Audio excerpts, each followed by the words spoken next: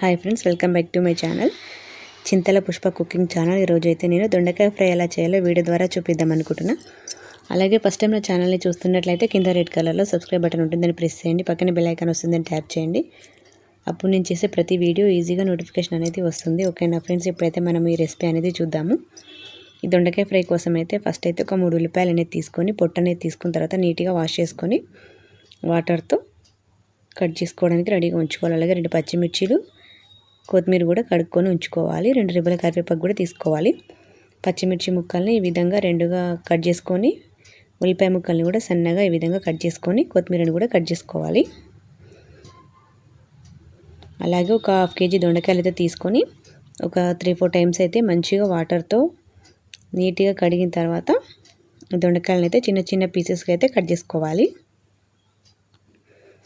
Curry కోసం అయితే ఈ దొండకాయ ముక్కలు, అలాగే పచ్చిమిర్చి ముక్కలు, ఉల్లిపాయ ముక్కలు అనేవి రెడీ అయితే పెట్టేసుకున్నాం కదా. ఇప్పుడైతే ప్రాసెస్లోకి వెళ్దాము.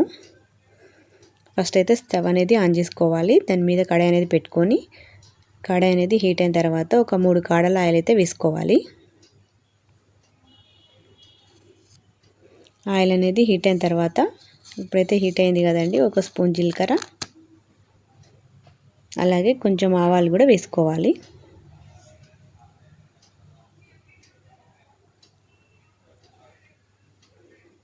ఆవాలు, జీలకర్ర కొంచెం అయితే వేగినాయి కదండి. ఇంతకుముందు మనం కట్ చేసుకున్న పచ్చిమిర్చి ముక్కలు, అలాగే ఉల్లిపాయ ముక్కలు కూడా వేసుకోవాలి. వేసుకొని ఒకసారి అయితే మంచిగా కలుపుకోవాలి. ఎంతమందికి దొండకాయ ఫ్రై అంటే ఇష్టమో కామెంట్ అయితే చేయండి. దొండకాయ కర్రీ ఇష్టమా లేదంటే ఫ్రై ఇష్టమా అనేది కూడా కామెంట్ చేయండి.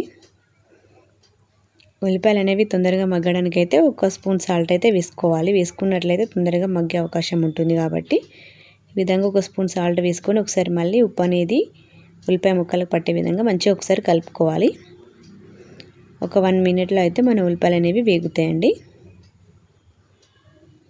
1 మినిట్ తర్వాత చూసినట్లయితే ఉల్లిపాయ ముక్కలు అనేవి వేగినాయి కదా.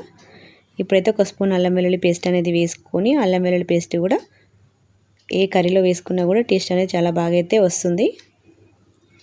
అల్లం వెల్లుల్లి పేస్ట్ని కూడా ఒకసారి కలిపేసుకొని ఆయిల్లో మంచిగా వేయించుకోవాలి. అల్లం వెల్లుల్లి పేస్ట్ అయితే వేగింది కదండి. ఇప్పుడైతే 1 స్పూన్ పసుపు అనేది వేసుకోవాలి.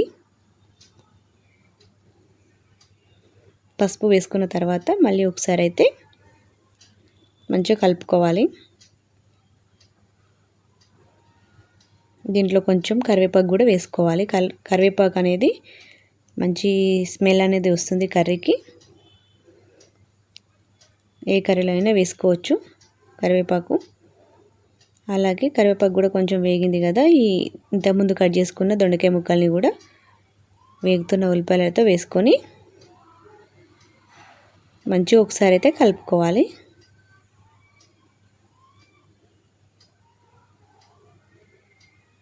ఈ విధంగా కలిపిన తర్వాత దొండకాయలు అనేవి కొంచెం వేగాలి కదండి. వేగడానికి అయితే ఒక 3 మినిట్స్ అయితే మూత పెట్టేసుకోవాలి. 3 మినిట్స్ తర్వాత చూసినట్లయితే మనకు దొండకాయలు అనేవి కొంచెం అయితే వేగినాయి కదా. ఫ్లేమ్ అనేది హైలో కాకుండా లోలో కాకుండా మీడియం ఫ్లేమ్లో ఉంచుకోవాలి. ఒకసారి అయితే కలుపుకొని చూసుకుంటే దొండకాయ ముక్కలు అనేవి ఇంకా కొంచెం అయితే వేగాలి. దానికోసం అయితే మళ్ళీ ఒక 5 మినిట్స్ అన్న మూత అనేది పెట్టేసుకుంటే 5 మినిట్స్ తర్వాత అయితే దొండకాయల ముక్కలు అనేవి ఈ విధంగా ఇంకా కొంచెం అయితే వేగినాయి కదా. ఈ విధంగానే మూత పెట్టకుండా ఇంకొక 2 మినిట్స్ వేయించినట్లయితే దొండకాయ ముక్కలు అనేవి పర్ఫెక్ట్గా అయితే వేగినాయి కదా. ఇప్పుడు దీంట్లో మనం కారం అనేది యాడ్ చేసుకోవాలి. మీ ఇష్టం అండి, ఎన్ని స్పూన్స్ అయినా వేసుకోవచ్చు. నేనైతే ఒక 3 స్పూన్స్ అయితే వేసుకున్నా. మీరు ఒకవేళ ఎక్కువ తింటా కారం అనుకునే వాళ్ళు మీ టేస్ట్ తగినంత వేసుకోవచ్చు. అలాగే ఒక 3 మినిట్స్ అయితే మళ్ళీ మూత అనేది పెడితే కారం అనేది, మూత తీసేసి చూసినట్లయితే కారం అనేది మంచిగా ఉడుకుతుంది. ఒకసారి ఈ ముక్కలు అనేవి కలిపినామనుకోండి, దొండకాయ ముక్కలు, కారం అనేది మంచిగా వాటికైతే పడుతుంది.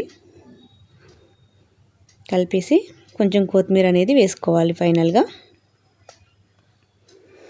వేసుకొని కొత్తిమీర కొంచెం అలా మగ్గడానికి దొండకాయ ముక్కలతో పాటు మనం సాల్ట్ అనేది ఫస్ట్ వేసుకొని మళ్ళీ మర్చిపోయాం కదండి. ఫైనల్గా ఒకసారి 2 స్పూన్ల సాల్ట్ అనేది వేసుకుంటే కర్రీకి సరిపడినంత సాల్ట్ అయితే వేసుకోవాలి దొండకాయ ఫ్రైకి. 2 మినిట్స్ తర్వాత చూసినట్లయితే దొండకాయ ఫ్రై అనేది పర్ఫెక్ట్గా అయితే రెడీ అయితే అయిందండి. ఈ వీడియో కనుక మీకు నచ్చినట్లయితే లైక్ చేయండి, షేర్ చేయండి, కామెంట్ చేయండి. సబ్స్క్రైబ్ చేసుకోవడం మాత్రం మర్చిపోవద్దు. ఈ వీడియో చూసి ట్రై చేసిన వాళ్ళు ఎలా వచ్చిందనేది కామెంట్ అయితే చేయండి. సపోర్ట్ కూడా చేయండి. Thanks for watching this video.